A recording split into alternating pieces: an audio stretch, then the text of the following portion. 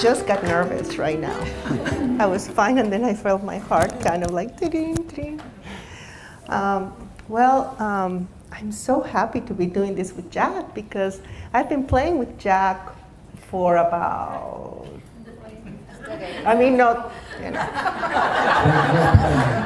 not that way. I am a married woman after all. We've been playing together for, I don't know, a long time, 2000. And so as you can imagine, we're friends, and in 19 years, obviously you're going to go through crisis, right? Personal crisis, world crisis, all kinds of crises. We've made it. We actually had a crisis in our friendship. A long time ago. Yes, a long time ago. A little that we were able to navigate through. So when we were preparing for today, Jack had an idea, and then I had a different idea. I don't know if you want to tell them a little bit about that? My idea was, we were talking about personal crises that both of us have been through. And your idea? And my idea was going through an event. There was an event that happened in the town that I live. There was an active shooting where 3 people got killed, a 5-year-old, a 14-year-old, and a 19-year-old. And so, if you live long enough, these things happen. There are earthquakes, there are shootings nowadays, there's illness. And so we're going to try to merge both of them because seeing the divine even in that was helpful. Being able to get very, very present when something like that's happening was a miracle, but it's possible. And so that's kind of what we wanted to share with you. We wanted to share, I just feel like hope. We wanted to share hope and to let you know that even if something intense happens, there is the possibility for grace and hope and love. Why don't you tell the story? Okay. So the Garlic Festival is a yearly festival that happens, and that's been happening in my town, Gilroy, for a long time, probably 30-something years. It's a fundraiser. It's a fundraiser for all the nonprofits and schools and community organizations around the area. Everybody that lives in the town has volunteered, gone, sold something, helped in some way. And it was the last Sunday of July when I was coming home. And as I was coming through the entrance of my home, I heard a neighbor say there is an active shooting happening at the festival, at the Garlic Festival. And I was going to go on a bike ride. And I thought, okay, well, I'm not going to go towards the Garlic Festival. I'm going to go towards the other way. And then I thought, maybe that's not such a good idea to be, riding my bike when this is happening. And in the backyard of my house, you can see towards the park. And all of a sudden, there were helicopters, there were police cars, there were fire cars. And my husband is a police officer, so of course we turn on the police scanner, right? So then we get all this information. And I have to tell you, it was intense. For me, personally, it was super intense. I just felt like I had front row to this event. And I was a little shocked. I was a little shocked because I was born and raised in Mexico City. Mexico City is an intense city where a lot of stuff happens. And I always used to say, I'm so happy that I live in Gilroy, a safe little town, right, in California. So I could not believe this was happening. And then I remember that I started to cry. And I called a friend of mine in Colombia, and she said, I just heard about what's happening at the Garlic Festival. Communication is so quick nowadays that we can get this kind of information rather quickly. And I started to cry. And I was just telling her, I cannot believe this is happening. I just cannot believe this is happening. And a few seconds later, Will came out to the yard and said, I'm going to pick up one of our friends' friends because they were selling hats at the festival, and when they evacuated them, they just evacuated them with what they had with them, so there was no possibility for cars or purses or anything like that. They just got whatever they could. And I said, okay, I'll start making the beds. We'll start preparing to gather them. And so he went to pick them up, and maybe 15 or 20 minutes later, we had 3 people that had seen the shooting and the shooter. And it was really interesting because I was still talking to my friend when Will went to tell me that he was going to go pick them up. And I remember I was shaking.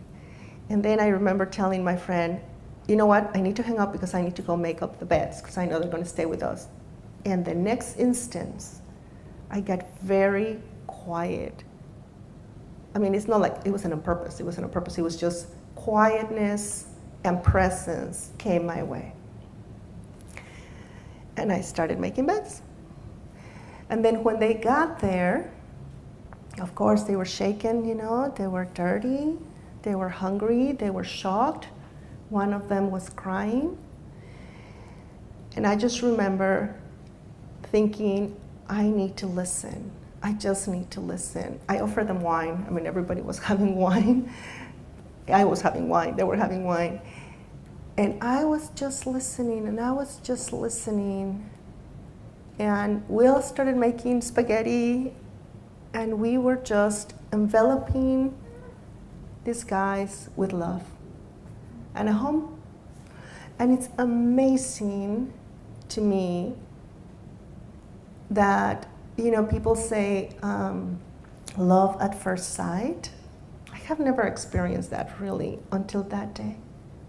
When these guys came through the house, I just experienced love at first sight.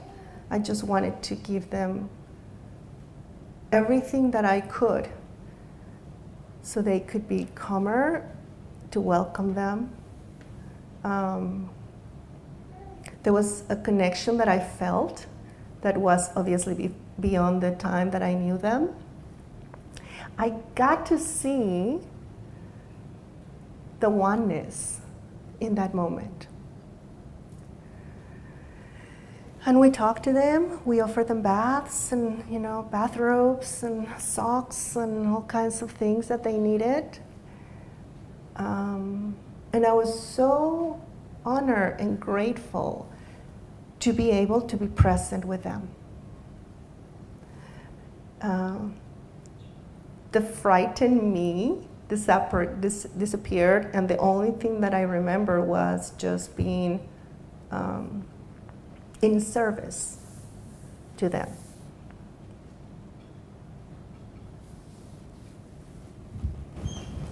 It seems to me that when we're facing a crisis, like a crisis happens, we're automatically at a fork in the road. It's not a fork in the road of analytical thought at all. It just kind of happens. Like one prong of the fork is panic, fear, or stuff in that realm. Another prong of the fork is wisdom. So we find ourselves in one of these places, and there's no right or wrong or good or bad or anything about it. It's all perfect. It's all perfect, just as it is. It's just that one of them serves us better. So if we sometimes in a crisis, people just get calm. And what happens is that they rise to the occasion and they help other people. And they are totally present while other people are in panic mode. Now, panic mode is You know, like we don't choose to be in one place or another. It just happens to us. But my heart goes out to people in panic mode. And I don't know whether, if I were facing a crisis, that I would be in panic mode, or whether I would be in wisdom mode.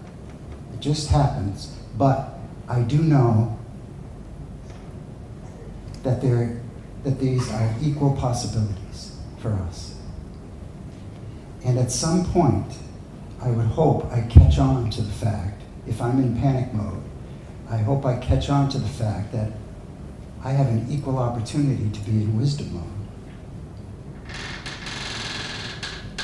Whoa.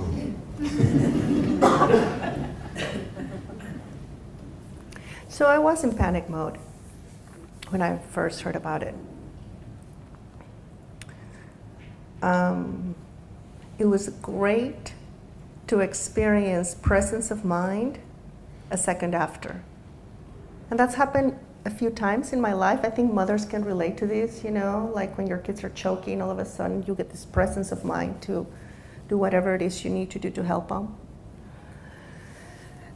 And it was incredible that I didn't have to do anything. I didn't remember, you know, it's not like I was telling myself anything at that moment. I just popped personally into presence of mind.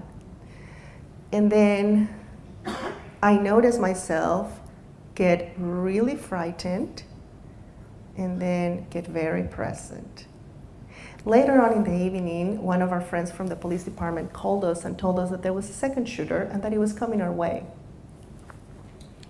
And I got very clear about what I was going to do. You know, this is the other thing about the presence of mind in crisis, that it is very helpful. So I sent an email to my neighbors. I said, you know, turn on the lights. We kind of gather in the second floor of our home. And I was very clear what I was going to do. So I'm just mentioning this to you because sometimes when we talk about presence of mind, we talk about a beautiful place, and it is beautiful and it is calm, but we almost talk about it as if there is the absence of common sense and intelligence, right, and wisdom and just knowing what to do. And wisdom has an element of practicality that's super helpful. And there's also, you know, there's nothing wrong with momentary fear. Momentary fear is something that, you know, it kind of rallies our physical self for fight or flight. And when that happens, you know, it serves a purpose. The only issue is, and I'm sure Bill will talk about this later on, the only issue is when we hang on to it. And so what was meant to be a momentary thing starts taking hold in us, and our system can't take it, so it gets all stressed totally. But everybody has the opportunity to be calm, to get themselves calm, to find themselves calm in a situation like this. And it's like there's no extraneous thoughts when that happens. We are just one with the moment, present with the moment, right there. There's only three things that are going on. At least this is the way that I see it. There's three things that are going on when a crisis happens, or pretty much when anything happens. There's whatever's happening in the outside world. So in this case, a crisis like that. That's happening. That's real. Okay? Then there's what we make of it with our thinking. The meaning that we make of it for ourselves. That's what gets to us. It's not the crisis itself that gets to us, it's the meaning that we make of it for ourselves. That's what ends up affecting us more than we even realize sometimes. And then underneath all that, as Dickens so beautifully expressed this morning, is the perfect essence of who we are that remains untouched no matter what is going on, no matter what crisis is going on, no matter who we know gets killed, no matter who we know has a serious problem. That is so comforting to me that we cannot be damaged in any way, shape, or form. We can only have the illusion that we're damaged with our own thinking. So, you know, have you heard of Nextdoor? It's an app. It's an app, and then you sign in there, and then all your neighbors tell you, you know, if there's anything happen up in the neighborhood. During this time, I started thinking about the shooter, and I started thinking about the mother of the shooter, the family of the shooter. And I wanted to write something about it, but I was a little afraid. I was afraid because sometimes in Nextdoor, if you've ever been there, it can get brutal, you know. It's very intense. We had an argument about the roundabouts that they put in the town, so I was like, oh, I don't know if I want to do that.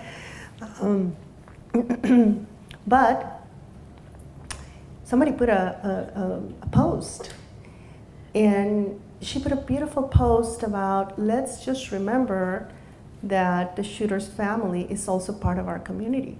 Let's not forget about them. And what I saw Gilroy do is it came together as a town, as so many communities do, you know, during these times where there's like an earthquake or a fire or anything. We get to see the best of the human spirit at times. There were t-shirts being sold that would, all the funding would go to the families of the victims. There were initiatives about how not to allow this to happen. And then there were town meetings, and I went to the town meetings, and it was very interesting to listen to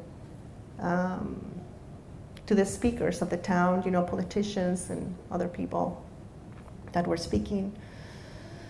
There were people that understood what we're talking about, and then there were people that condemned the shooter as evil, and I could feel the fear of the town rising according to the different speakers. And that happened to me too. You know, as I was listening to one speaker, I just started getting really afraid and very sad. And I'm not afraid of getting sad or afraid. But in the midst of all of that, I could feel something pushing me to see beyond that in the moment. Almost like when there's a lot of fog and you're driving, you know, and you're trying to see what's in front of you.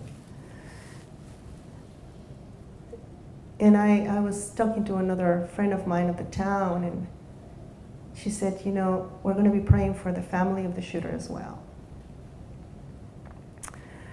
So this was quite an experience, you know. I think probably for a couple of weeks I was up and down. I just felt very sad at times. I felt very frightened. I would call the people that we hosted at the house and say, you know, how are you doing? There was a very special connection that I was able to see between them and us. Other people in the town expressed a lot of fear. And, you know, talk like, well, this world's going to hell. And yet, in the middle of all of that, there was so much effort to help each other. It was intense and beautiful. It gave me hope. And the most beautiful thing of the whole thing was this thing about being able to see the connection that exists amongst us all, in spite of the fact of whether we know each other or not. You know? Like it was, like that was love at first sight. That's what it was. It was just realizing that we are connected regardless of the language that we speak or the accent that we have. And even in the midst of that, love shows up.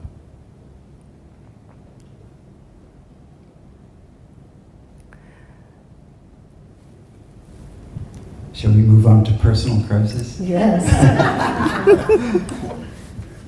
We're going to talk about all kinds of crises this evening.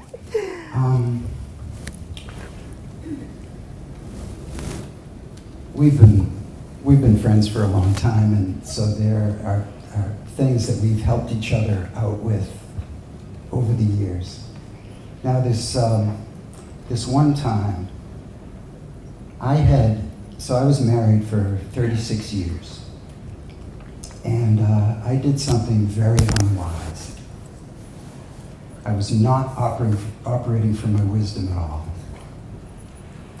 And I ended up getting kicked out of the house, and I was kind of on my own for a while, and I started experiencing a peace of mind that I had not experienced before in my marriage. And at one point,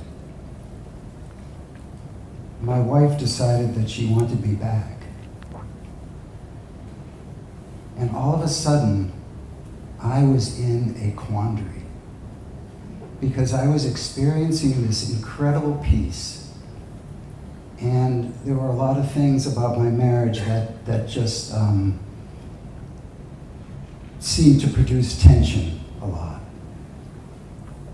And I started doing what many of us do.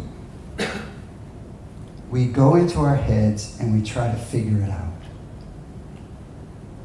I was trying to weigh out. I know the thing that I should do is go back to my marriage because that's what is the right thing for what society expects and all this kind of stuff. And on the other hand, I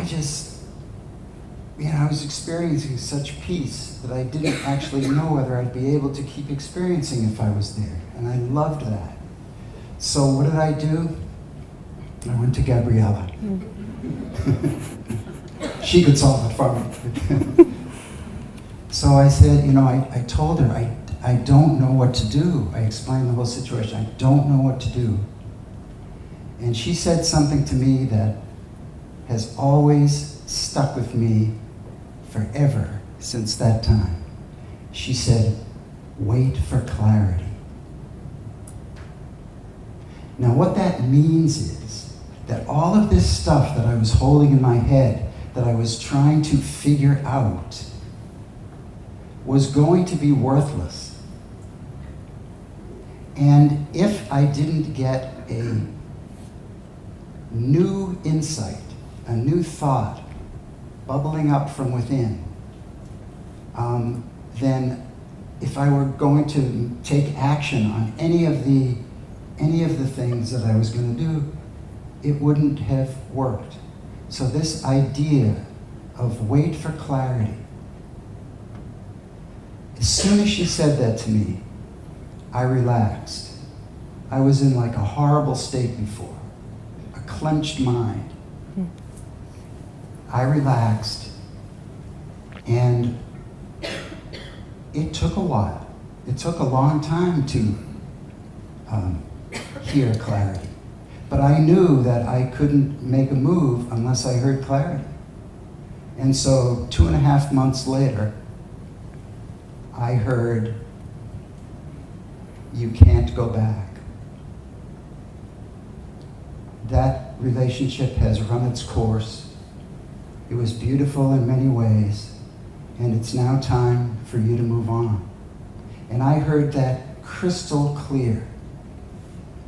And in that moment, I just knew what to do. And if it wasn't for that statement, wait for clarity, I don't know what I would have done. Thank you, Gab. You're welcome. I remember that conversation because it shook me. I had an opinion. I did. I had an opinion. You know, and sometimes we listen to people and we have opinions, right? Based on whatever. And it was, as I was listening, deep listening to you, as I was deep listening to you of being an empty vessel,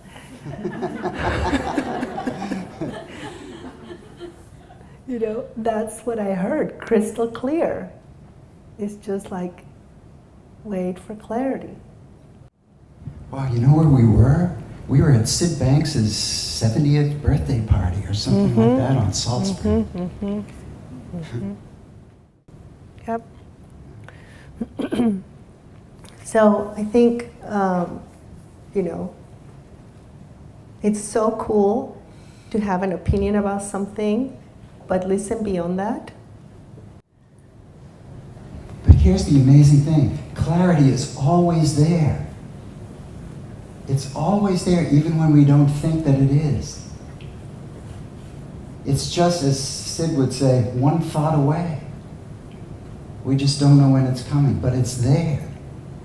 And the answer to any crisis is there. It's within the universal energy that's the intelligence behind life. The answer is there. We just have to really deeply, deeply listen to it within ourselves. And that's the way out of a crisis.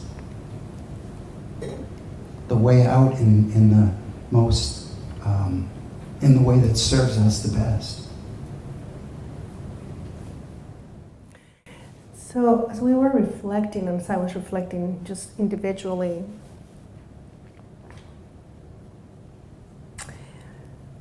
one of the many gifts that I've gotten is this idea of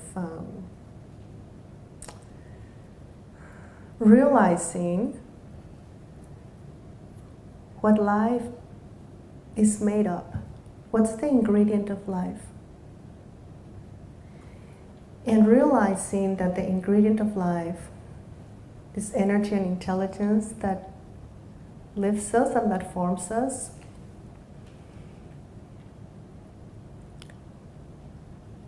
transcends situations and transcends feelings and transcends difficult circumstances. I love that I have a sense of that in my soul.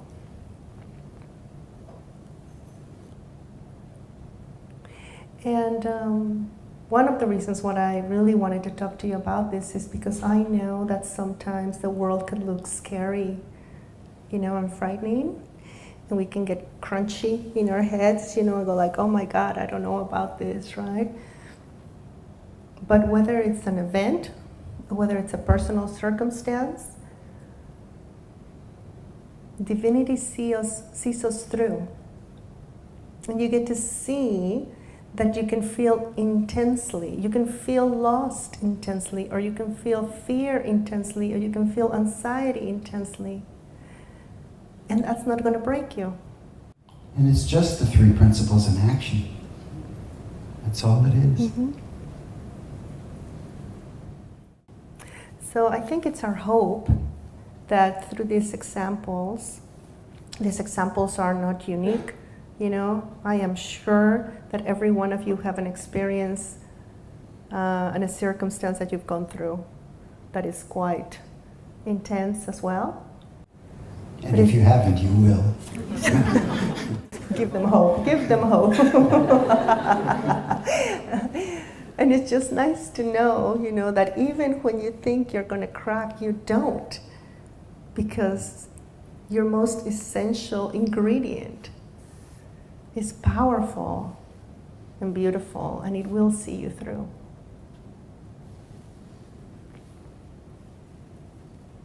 That's all I have. Do we have time for like one more story or not?